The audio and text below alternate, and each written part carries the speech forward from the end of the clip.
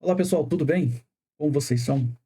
Espero que bem, espero que estejam bem aquecidos, né? Estamos aí numa época de frio, coisa que é um tanto quanto fora do normal, né, para essa época do ano. Mas, enfim, vamos dar continuidade à nossa matéria e hoje nós vamos estar falando sobre a tutela da fauna. Tá? Hoje a gente vai fazer uma análise sobre a Lei de Proteção à Fauna, que é a Lei número 5.197 de 1967.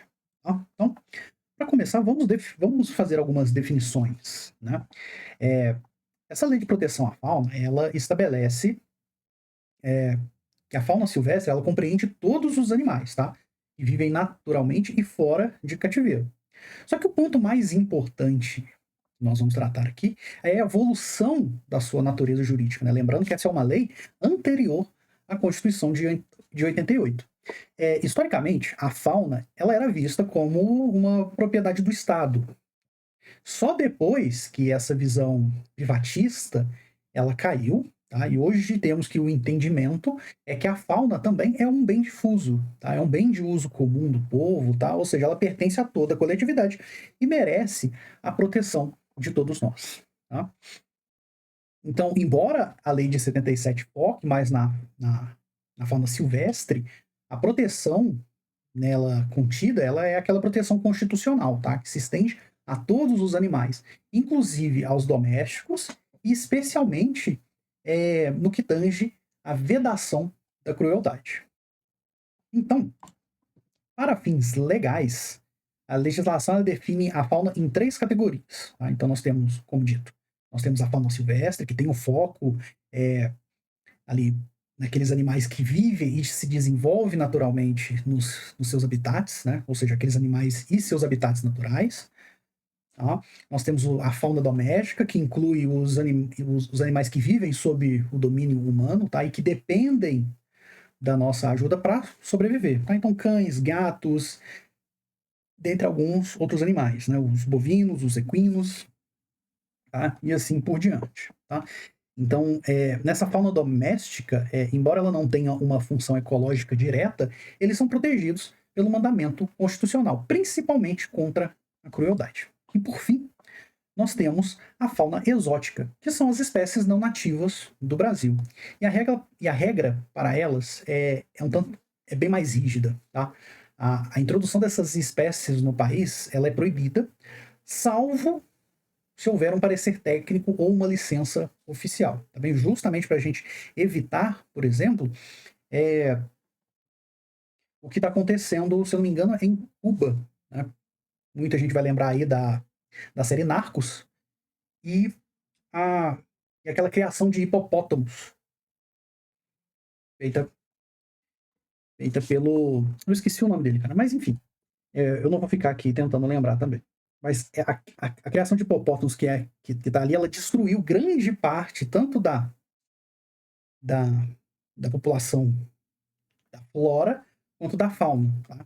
Nós, hoje aqui no país, nós temos um problema, por exemplo, que são os javalis. Os javalis eles não são naturais do Brasil, vieram para o Brasil, né, foram introduzidos à nossa fauna e hoje é um grande problema porque ele se reproduz com os nossos suínos domésticos. Né? Então isso acaba também destruindo a nossa flora, a nossa fauna, tá? E tirando os nossos animais silvestres naturais do nosso país do habitat natural deles. Tá? Então, a proteção à fauna, ela não se baseia apenas em conceitos, tá? Ela é algo bem mais robusto, tá? E depende de um sistema de repressão às condutas danosas. Essa repressão, ela também ocorre em três esferas, tá? Tanto na civil, quanto na administrativa, quanto na penal. E o, e o principal marco legal aqui para a criminalização das condutas contra a fauna é a Lei de Crimes Ambientais, tá? A Lei 9.605, que nós já vimos. Tá? Então, em regra geral, a lei de 67 ela estabelece a proibição da caça dos animais silvestres, sendo a caça profissional expressamente vedada. Contudo, a lei também prevê algumas exceções que devem ser interpretadas de forma bem mais restritiva. Por exemplo, temos a caça de subsistência, que é ela que visa garantir a alimentação e é permitida, pois se fundamenta no direito à vida, como, por exemplo, aquela praticada pelos povos indígenas. Tá? Temos também a caça na modalidade científica, né, e a de controle, que visa reequilibrar a população das espécies. E é uma das formas que a gente está tendo de reequilibrar também o habitat com a caça dos javalis. Tá? Nós temos é, essa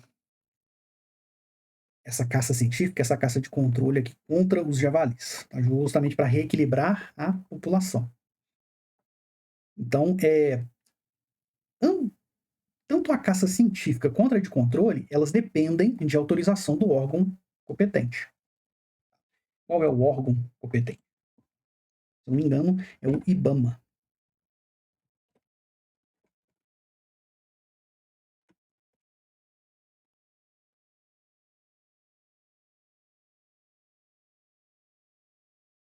É isso mesmo, tá? É o javali. Tanto é que há a caça de controle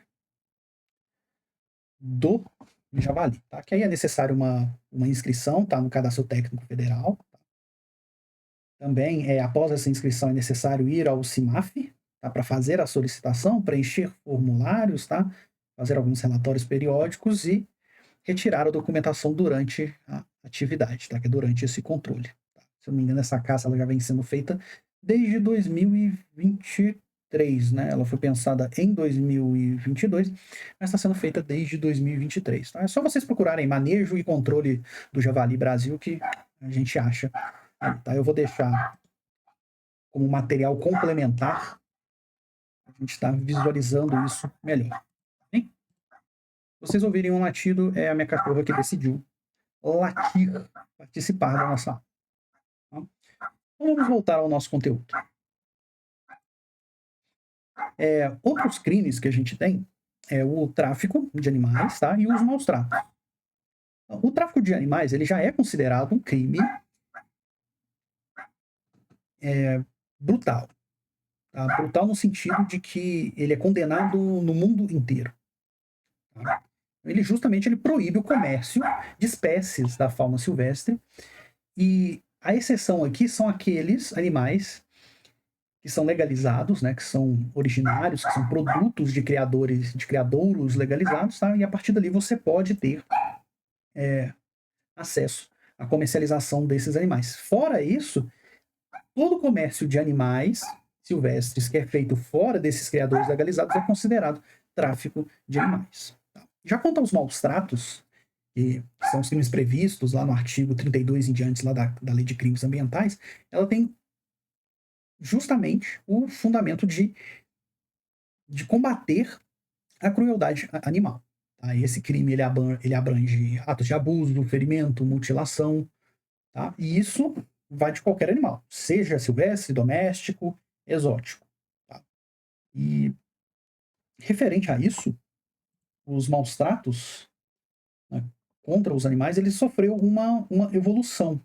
Tá? Ele teve uma atenção especial em 2020 com a Lei 14.064, que ela alterou o código e aumentou significativamente a pena do maltrato contra cães e gatos, tá? Reconhecendo justamente essa tutela diferenciada para esses animais de estimação. Além disso, é importante a gente lembrar algo que a gente vem falando desde o início, né, das nossas aulas, que é o entendimento consolidado do STF quanto à vedação de atividades que promovem a crueldade animal, como a farra do boi, né, a briga de galo, né, a rixa de cães e etc. Né? Salvo ali a vaquejada ali, porque há também um entendimento, né, que houve também uma emenda constitucional para que aquelas práticas culturais e que haja comprovação, né, do bem-estar animal, que elas possam ser realizadas. Né? A exemplo, como já dito, nós temos a vaquejada. Então, temos aí o nosso quadrinho, né, da síntese da aula de hoje, né, onde a natureza jurídica, temos que a fauna é um bem difuso, certo? De uso comum. Temos também que as categorias, né, a lei distingue a fauna entre silvestre, doméstica e exótica, com regime de proteção específicos. Temos também alguns crimes, né, que a legislação reprime duramente a caça ilegal, o tráfico ilegal de animais e também os maus tratos. e temos ali um. E hoje tratamos também da vedação à crueldade, que também teve aí um aumento de pena em 2020, certo? Bom, por hoje é só. Ficamos por aqui e nos vemos na próxima aula.